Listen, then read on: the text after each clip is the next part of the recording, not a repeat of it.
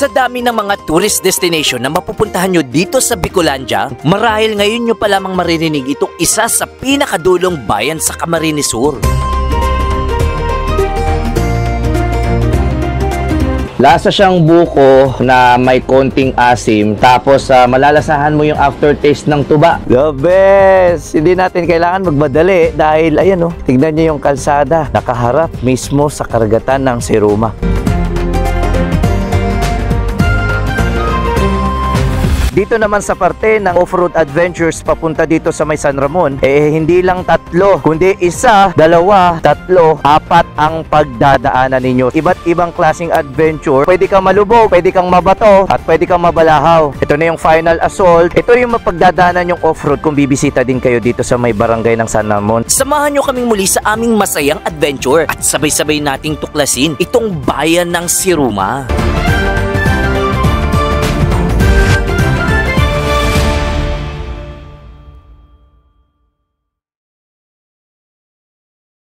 Good morning mga kapo, ito na ang ating pagpapatuloy ng ating adventure dahil kagabi pagkatapos natin nasiraan, hindi umaandar yung ating ADB 150 dun sa may Tiwi Albay, dumiretso na kami at pinagdaanan namin yung mga kalsadahan at kurbadahan dun sa may Sangay, Patitinan, Partido Rivera. So anong nangyari dito sa motor natin, sa sobrang lubak na pinagdaanan namin sa may Samar, lumuwag yung sakit ng ECU natin kaya hindi nag-i-start. Sa kabila ng aberya na aming naranasan, aming pa rin ipinagpatuloy ang paglalakbay mula sa Tiwi Albay kung saan aming nadaanan ang mga twisties ng Sangay at Partido Rivera. Dito sa mismong spot na to, madaming turista ang umihinto upang magpahinga at mag-selfie. Sa angking taglay ng Patitinan, talagang mapapawaw na lang kayo kapag ito'y nadaanan din ninyo.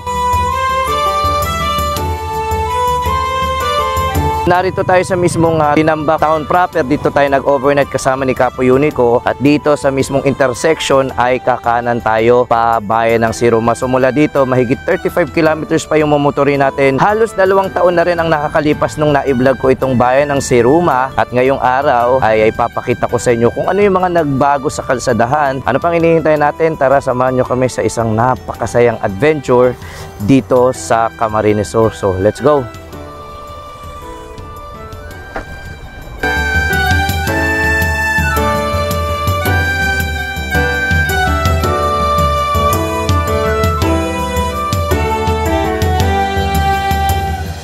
Dito tayo kakanan sa Siruma dahil pag diniretso natin yan ay town proper na yan. Tara, motorin na natin ito dahil na-excite akong ipakita sa inyo yung kalsadahan mula dito pa lang sa pagpasok ninyo hanggang sa makarating tayo sa ating destinasyon. Pagbaba nyo pa lamang, bubungad na sa atin yung napakagandang tanawin at itong napakagandang tulay dito na nagtudugtong dito sa mismong bayan ng Tinambak proper at dito sa may Siruma.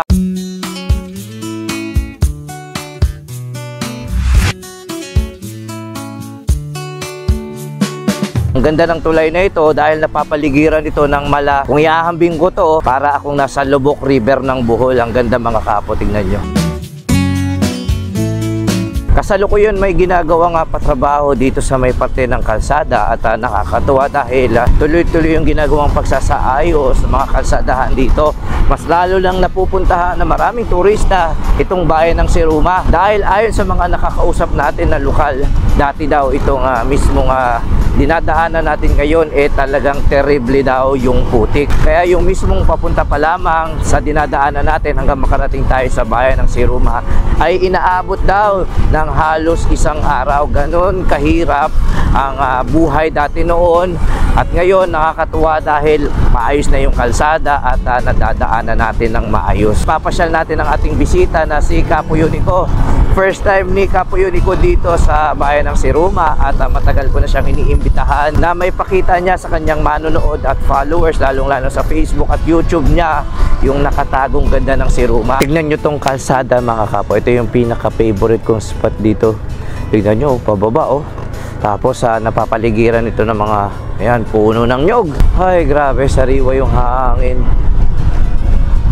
Napakasarap dumaan sa mga ganitong klaseng kalsada. Nakaka-relax na. Ang kinaganda nito, sariwa talaga yung hangin na.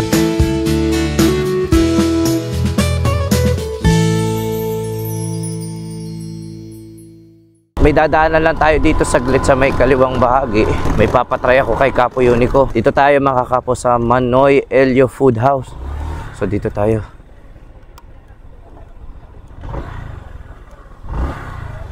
Dito tayo mga kapo, may papatry ako sa kay Kapo Unico. Ate, good morning. Meron kayong tuba juice? Meron. Tagal-tagal ko na rin na hindi natitikman itong tinatawag na tuba juice. Dito ba yung sinasabi mong tuba juice? Oo, iinom siya. Shot tayo Kapo. Kahit tirik ang araw, ready ka ba mag-shot? Ay, syempre naman. Tara, shot na tayo. So, tikman mo tong tuba nila dito. Mara na agad Magkano na po yung ganito nyo? 50 na. Sa halagang 50 pesos, ito na, 1 litro na to tayo, no? Matagal-tagal ko nang hindi natitikman to. At hindi lang to basta-basta juice dahil marami tong health benefits. Saan ba kinukuha to? Ito yung parang tawag dito sa Bicol, unlong. unlong. Oo, Yung parang ano yun, yung sa... binubungahan siya. Oh, yung binubungahan, tapos nilalagyan nyo ng pinapatulo nyo, no? Itong coconut juice, ina-harvest nila. Sa pagkakalam ko na yung matamis muna. Then, pag tumagal, yun na yung magiging suka. So, ito na yun mga kapo. Fresh to, kaya tikman na natin.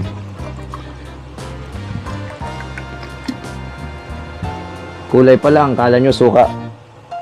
Tikman na natin to. Shot! Lasa siyang buko na may konting asim. Tapos malalasahan mo yung aftertaste ng tuba. Nag-aagaw yung tamis, asim. At ang maganda po sa iniinom nating coconut sap juice ay hindi po siya nakakalasing at maganda siya sa digestion. Sa lahat ng madadaan dito sa mismong kalsada papunta sa bayan ng Siruma, madadaanan nyo tong Manoy Elio's Food House na kung saan dito kayo makakatikim ng coconut sap juice. At kung hindi pa kayo nakakatikim, kailangan nyo talaga itong tikman.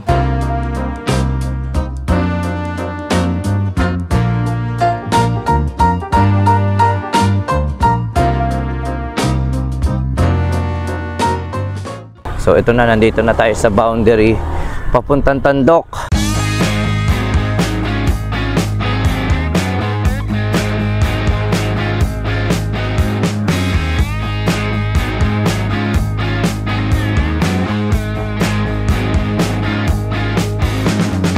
Tapos aakyat tayo ng konting nalayahan, tapos aakyat tayo sa may Siruma overlooking. Sobrang ganda ng tanawin dito, kaya talagang nare-relax ako sa tuwing dinadaanan ko itong parte ng kalsadang ito. Aakyat tayo ng kaunti dun sa may Siruma signage kung saan ay papakita ko sa inyo yung ganda ng Rizal Park nila.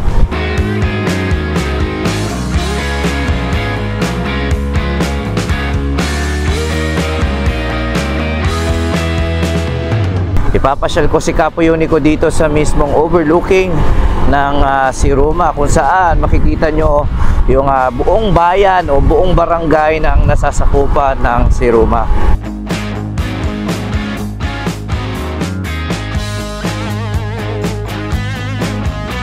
Paakyat na tayo ng paakyat ni Kapo Unico hanggang marating natin yung pinaka-overlooking dito. Tara na mga kapo, at na-exit na kaming ipakita sa inyo itong ganda ng Siruma. Ito na. Ano, maakit na tayo. Boom! The best! Tingnan nyo yung mga rolling hills, oh. Kahit pabalik-balik akong pumupunta dito sa bayan ng Siruma, hindi pa rin ako makapaniwala dahil talagang kakaiba yung kilig at kakaiba yung ganda na inihahatid sa akin ito. Kaya kung mapapansin nyo, binabalik-balikan ko ito mga kapo. Tingnan nyo naman, taglay ng Siruma, ang ganda na hinahanap na kahit sinong rider. Payapa, napakagandang kalsadahan, at ito, napakagandang tanawin.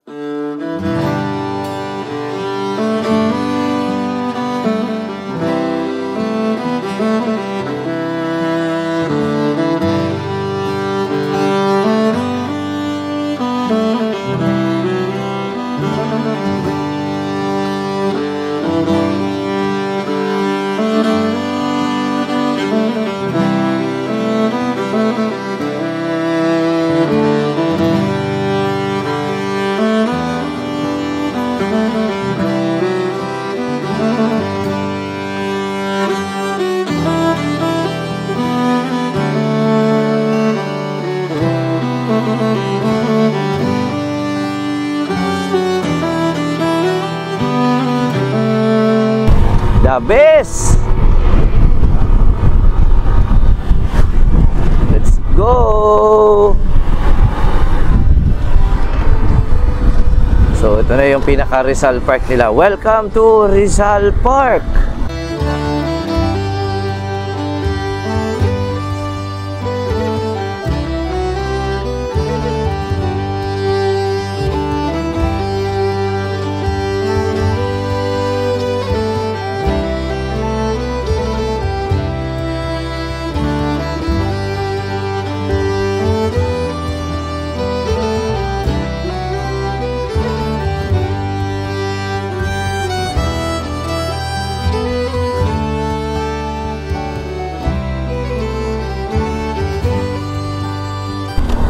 So, may Rizal Park sila dito sa mismong bayan ng Siruma. At ayan mga kapo, I love Siruma. Tignan nyo, I love Siruma oh.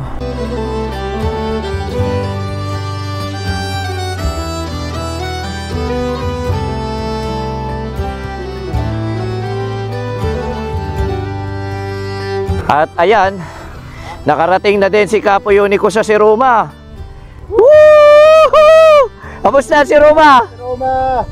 Solid ang si Roma, ganda! Meron pa tayo pupuntahan doon, konting pihit lang. Tara, papakita ko sa kanya. Tingnan nyo kung gaano kaganda. At tingnan nyo kung bakit dahan-dahan lang ako dito mga kapo. Ang ganda! The best! Hindi natin kailangan magmadali dahil ayan oh, tingnan nyo yung kalsada. Nakaharap mismo sa karagatan ng Siruma.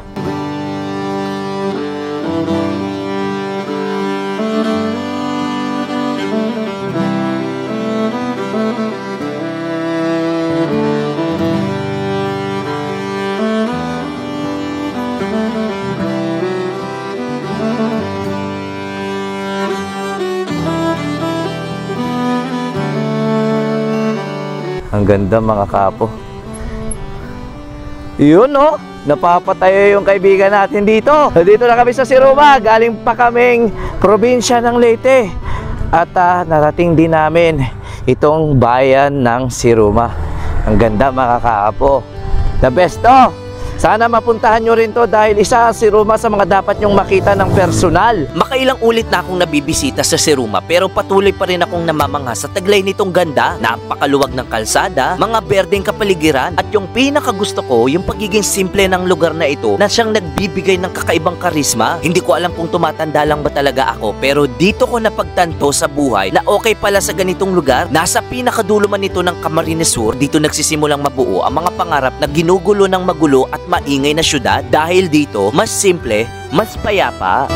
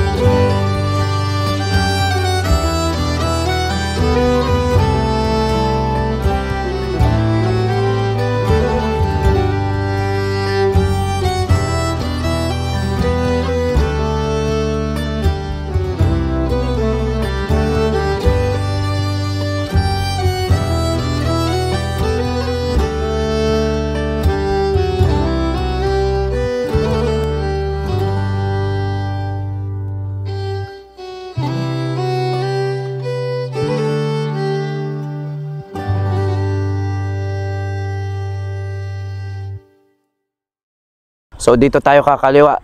M Veranda Vacation Beach Home Rental Campsite. Dito tayo mga kapo. Kanan po tayo dito. Sundan nyo na lang po yung mga karatula tulad nito para hindi po tayo maligaw at magkaroon kayo ng idea kung ano yung madadaanan ninyo. Wow! Tingnan nyo to.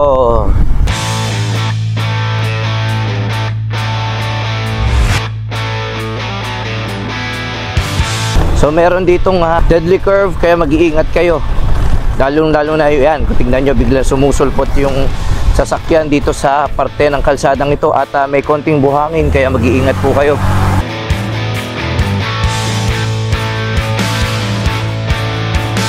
So tignan nyo naman tong binabaybay namin ngayon ni Capo Unico. Isang napakagandang kalsada na kung saan, ayan, diretso.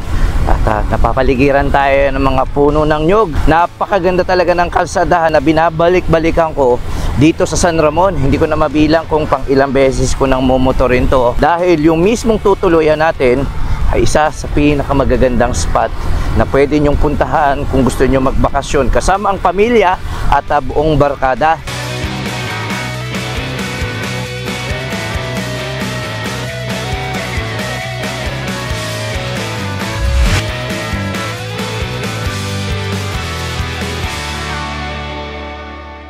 Palapit na kami ng palapit sa pinakadulo ng kalsada kung saan magsisimula na yung aming off-road adventure at ito na nga mga kapo, dito na napuputol na yung kalsada.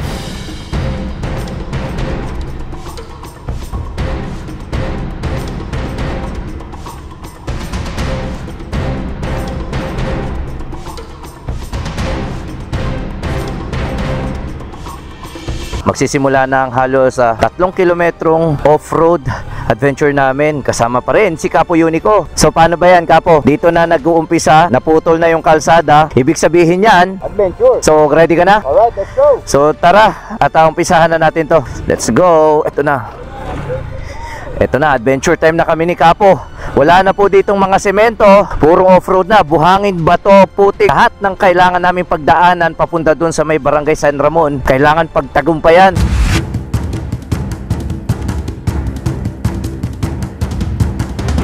Aray ko po, aray. Tingnan nyo yung mga kailangan nating iwasan dito, oh. Aray ko, aray.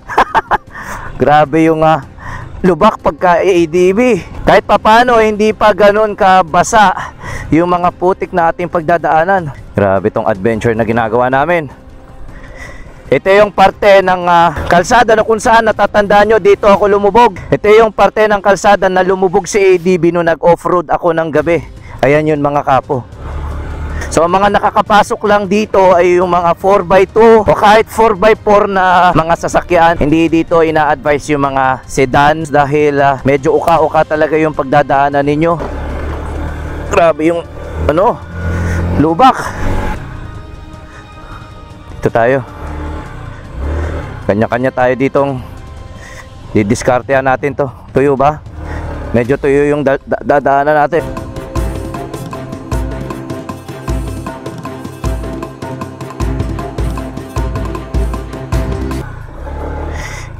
Grabe to.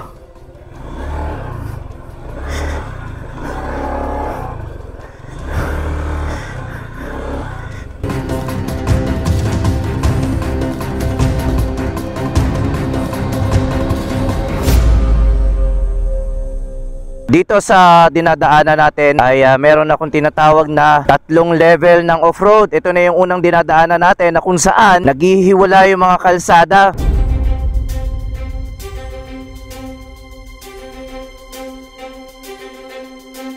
Maraming nababalahaw ng mga sasakyan dito sa may parteng gitna dahil kung mapapansin nyo, talagang kumakamot yung mga gulong, lalong-lalo kapag tag-ulan. Lahat ng 3 daanan na yan ay nagsasangang daan lamang papunta sa may barangay ng San Ramon. Kaya mga kapo, itong dinadaanan natin ay nakadepende sa sitwasyon ng kalsada at panahon dahil kapag sobrang ulan dito, sobrang lala din ng putik at pwede kayong mabalahaw.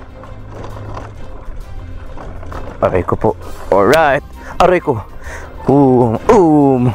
Aray ko. Aray. Oh, grabe. Tara. At ito na yung level 2 na sinasabi ko mga kapo.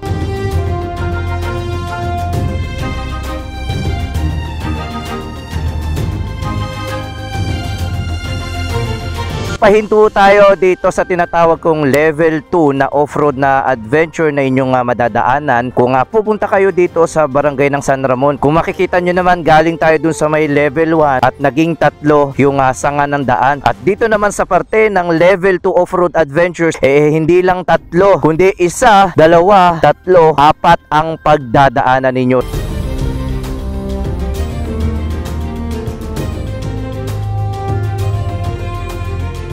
Apat to. Oo, ito na yung level 2. Level 2. Level 2, kung napansin mo yung isa, level 1 yun, tatlong naging daan. Pero isa lang yung patutunguhan dito. Pwede kang malubog, pwede kang mabato, Okay. at pwede kang mabalahaw. Dahil nakamotorsiklo tayo, dito tayo dadaan. Saan So, tayo dito? dito tayo sa pinaka kanan. So, ano, game? Game. Let's go!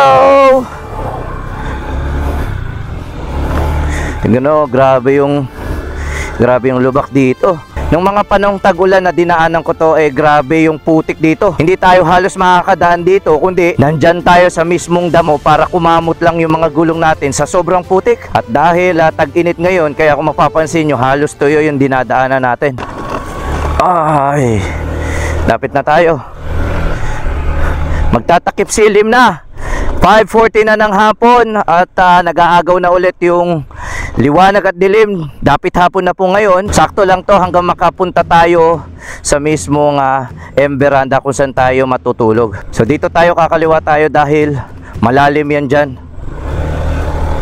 Pwede makadaan dito yung mga 4 wheels, pero medyo may kalaliman yan kung dadaanan yan ng mga motorsiklo. Kaya dito po tayo sa mismong kaliwa para hindi po tayo magkaroon ng aberya dahil pwede tayong balahaw dyan. Ito yung kinaganda at isa sa mga nagbago. Dati dito tayo dadaan sa kaliwa, pero dahil gawa na itong kalsadang ito, diretso na lamang tayo. Nakakatuwa dahil inayos nila ito para hindi na magkaroon ng aberya.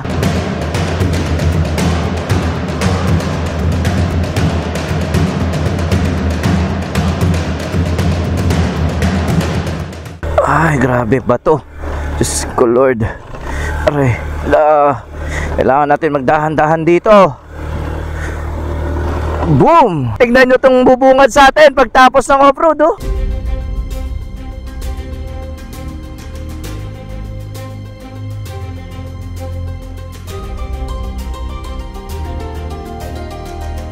Wow! Ang ganda!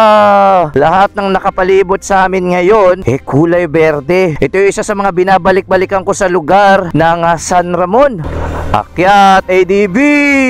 Dito na mag-uumpisa yung huli na off-road. Medyo tuyo lang to, pero kapag tagulan, ito yung pinakamatinding lugar na pwede nyong daanan. Ito na yung final assault bago natin marating yung barangay area. Kaya samahan nyo kami mga kapo dahil mag-adventure tayo.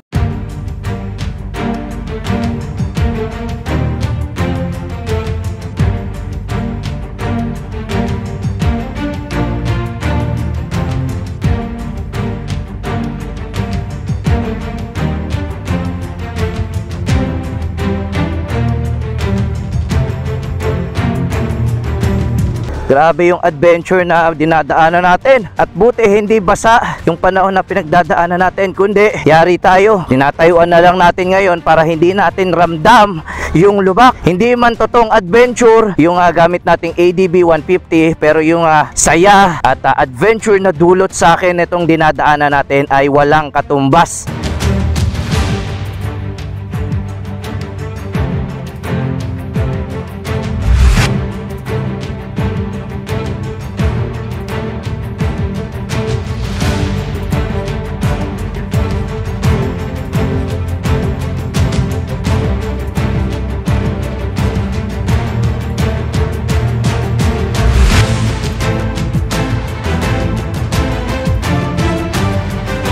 Nandito na tayo halos mga kapo sa mismong barangay ng San Ramon. Ito yung palatandaan na tapos na yung adventure natin kapag narating na natin itong pinakatulay. Tapos konting pihit na lang ay nandun na tayo sa mismong barangay area. Ang saya ng ganito! Woo! Ito na yung pinaka-barangay area ng San Ramon. Itong tutulugan natin ngayon ay isa sa mga talaga binabalik-balikan ko. Bukod sa mura na, hindi nyo na kailangan lumayo dahil yung tutulugan ninyo tapat lamang ng dagat. Dito pa lang sa ating dinadaanan, napapansin nyo na agad yung kulay puting buhangin. Palatandaan lamang na ito beach resort na ating pupuntahan ay may kalidad ng buhangin na talagang hinahanap nyo, na kung saan pwede magkatotoo yung drawing ninyo na makapag-swimming. Ito na yun mga kapo. Nandito na tayo sa parking. So dito ay ipapark natin ang motor. Safe po itong parking area natin dahil ito ay private area. Kaya maglalakad lang tayo ng migit 2 minutes at nasa ito sa may embera. Inabutan man tayo ng dapit hapon, abangan nyo dahil bibisitahin natin muli yung mga tourist destination na makikita nyo dito sa barangay ng San Ramon, Siruma, Camarines Sur.